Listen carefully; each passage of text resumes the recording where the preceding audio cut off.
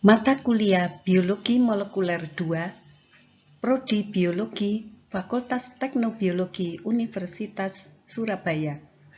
Topik Metagenomik, bagian 2, Mei 2020.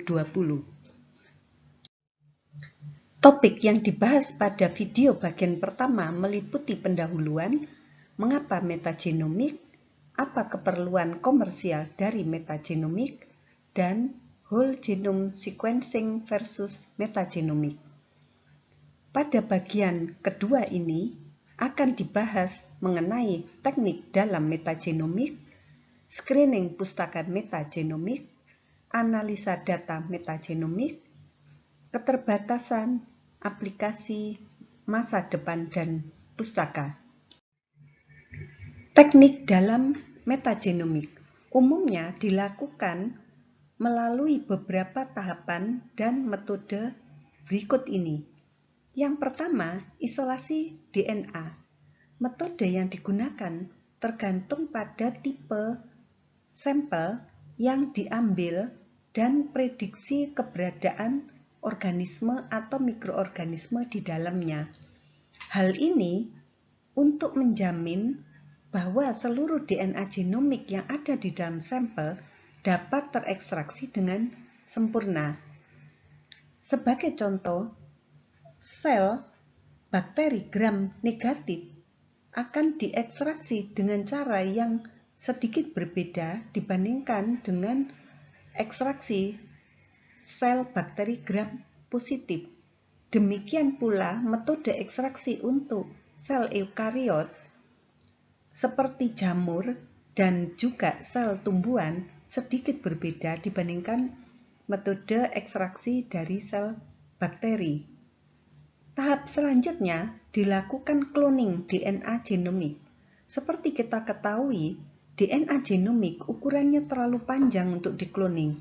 Karena itu perlu dipotong-potong dengan enzim restriksi atau dengan cara mekanik. Setelah itu, tahap selanjutnya, potongan ini disisipkan pada suatu vektor, bisa pada plasmid atau pada bakteriofaga. Setiap potongan akan menyisip atau menempel pada satu molekul vektor.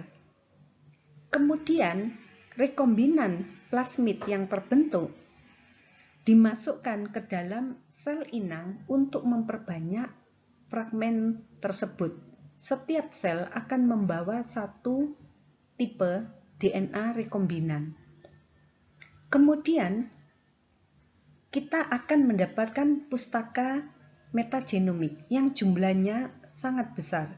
Karena itu, tahap selanjutnya dilakukan screening atau sequencing yang akan diterangkan pada slide berikutnya. Screening pustaka metagenomik. Ada dua pendekatan. Bila dari mikroba lingkungan ini yang diekstraksi adalah DNA-nya, maka dapat dilakukan analisa yang didasarkan pada sekuen. Misalnya, mikroba atau gen-gen apa yang ada di sana. Bisa analisa dengan PCR DGGI atau DNA clone bank atau analisa microarray dan analisa metagenomik. Bila asam nukleat yang diekstraksi adalah mRNA, maka kita dapat melakukan analisa fungsi. Hal ini untuk menjawab apa yang dilakukan oleh mikroba atau gen-gen di sana. Kita dapat melakukan studi ekspresi dengan analisa secara real-time PCR atau RT-PCR, analisa microarray atau analisa metatranskriptomik. Sequence-driven analysis didasarkan pada informasi urutan DNA yang telah diketahui untuk menemukan klon-klon di antara pustaka metagenomik yang membawa insert dengan urutan yang mirip dengan gen atau lokus target. Tekniknya dengan hibridisasi koloni dan plak dengan probe. atau dengan PCR menggunakan pasangan primer yang spesifik. Penggunaannya untuk analisa distribusi genom atau linkage of traits genome organization. Function driven analysis didasarkan pada ekspresi gen-gen yang menarik melalui deteksi fenotip yang berkaitan di antara pusaka klon metagenomik.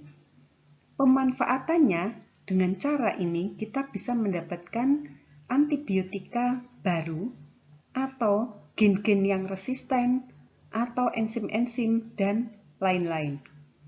Kelemahannya, kebanyakan klon tidak bisa terekspresi di dalam sel inang bakteri, terutama kalau klon itu berasal dari sel eukariot. Frekuensinya akan sangat rendah, 1 dalam 10.000 atau 50.000. Analisis data metagenomik. Metagenom berukuran besar. Di tanah misalnya, terdapat sebanyak 40.000 spesies individu mikrobia. Metagenom dari tanah jumlahnya lebih daripada 40.000 tadi, dan jumlah ini jauh lebih besar dari genom manusia. Sekarang, apa yang kita analisa dari metagenom ini? Kita dapat melakukan screening mengenai apa saja yang ada di habitat itu, termasuk mempelajari filogenetiknya, sequencing organisme yang unculturable. Setelah itu, kita juga bisa mempelajari metagenom pada kondisi lingkungan yang berbeda. Keterbatasan metagenomik. Metagenomik merupakan analisa yang global. Data yang dihasilkan banyak, analisanya juga banyak, dan tidak mudah. Selain itu, tidak mudah menghubungkan keberadaan suatu gen dengan sifat tertentu yang dimunculkan oleh organisme itu di habitatnya. Sebagai contoh, bagaimana menghubungkan keberadaan suatu gen dengan kemampuan untuk bertahan hidup? Hal ini sangat kompleks. Perlu informasi yang tepat dan juga perlu organisme model. Metagenomik dapat diaplikasikan untuk berbagai hal. Misalnya, dengan metagenomic library ini dapat diketahui diversitas mikrobial pada lingkungan tertentu. Selain itu, akan didapatkan informasi mikroorganisme yang unculturable yang ada di tempat itu. Kemudian dapat juga dipakai untuk mempelajari interaksi mikrobial dengan kondisi lingkungannya atau dengan organisme lain di tempat itu. Dari metagenomic library juga dapat dicari dan didapatkan metabolit baru. Juga dapat diketahui diversitas gen. Selain itu, bisa diketahui bioremediasi xenobiotik dan fertilitas tanah digunakan sebagai indikator misalnya. Kemudian dapat juga diketahui gen-gen untuk lingkungan yang tidak menguntungkan. Arah masa depan.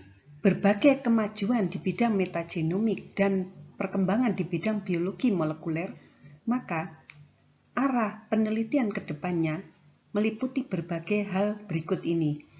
Penemuan enzim baru, antibiotika, dan reaksi lainnya dapat diidentifikasi.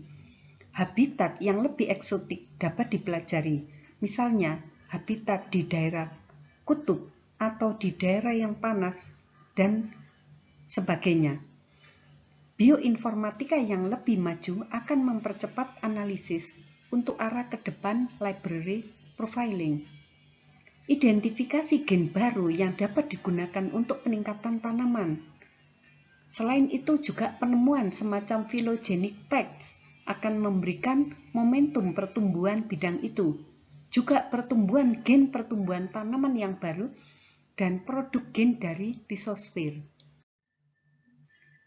Ini adalah akhir dari video bagian kedua. Kerjakan latihan soal berikut ini.